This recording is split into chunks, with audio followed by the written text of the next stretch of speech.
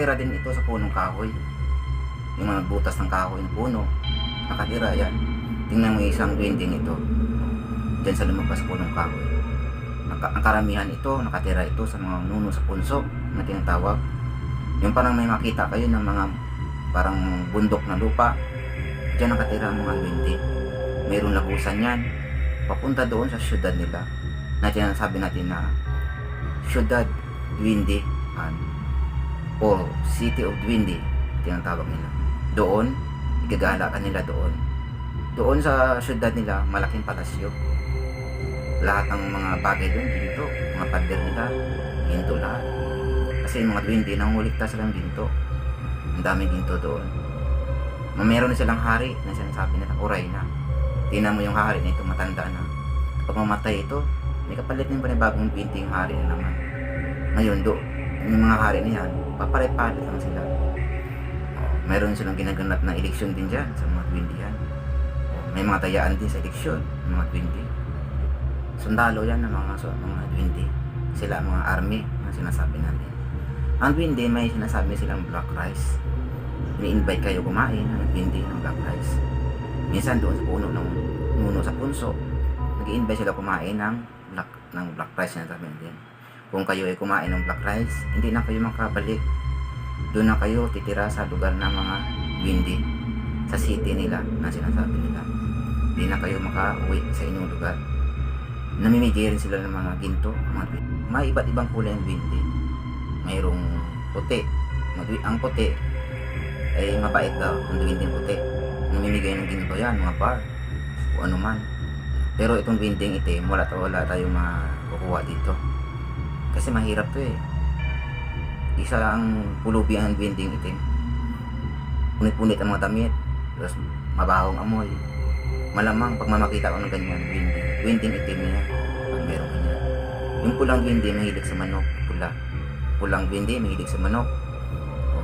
Tapos ang duwendeng green, alam ng duwendeng green yung lalabas sa luto. Bukas ibibigyan ng duwende yung lalabas sa luto. Alam ng duwendeng green, alam niya. Di spy to, nihilo. Alam ng duwende, sila ang tawag natin na pupunta sa mga lugar para ispayan tayo, mga duwende. Ang blood ng duwende ay ito ang mga army ng mga duwendihan. Sila army. Sobrang busy ng duwendeng blue. Hindi mo makikita ito, mabira ka makita. Makikita mo lang ang duwendeng blue doon sa palasyo nila. Pwede ka makapunta doon sa syudad duwendihan. Makikita mo dito sa bantay ng pinto. Mayroon sila mga armas, ang mga duwende.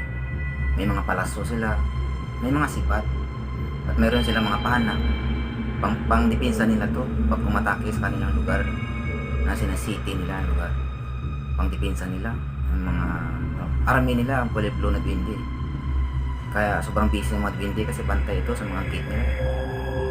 Wala kang makikita ng duwende na blue, wala kang makita. Karamihan ng duwende makita mo din sa mga mapakita sa yung duwende dyan. Kulay itim ng duwende kasi itong itim pulubi na duwende ito eh. Na punit-punit damit, mabaho. Yan ang makita mo duwende itim, karamihan. Kaya hirap ang duwende na makita mo na kulay blue. Ang pula na duwende mahilig sa manok. Ang green naman na duwende ay alam ang green na duwende na ang lalabas sa luto. O anong lalabas sa luto, alam ang green na duwende. Alam nila. Ibang kulay pala ito. Puti ang bibigay, mabait na duwende, nagbibigay ng mga ginto, nagbibigay ng mga parang ginto, marami bibigay sa iyo.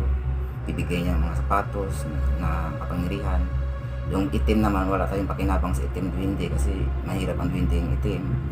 Wala tayong makuha ito. Ito ay nangangalakal lamang ang duwendeng itim. Nangangalakal sila, wala tayong makuha dito. Yung mahilig pala yung duwende sa gatas, chocolate, alak.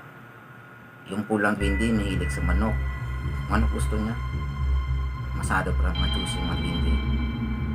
Kaya kapag nabigay ka ng ganyan, bibigyan ka ng duwende ng ginto.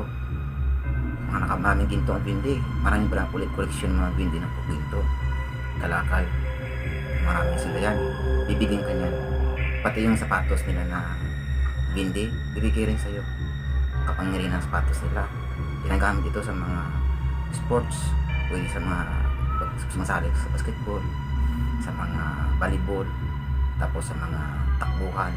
Kasi mabilis ang pagkilos mo. Pag ginamit mo sapatos ang 20.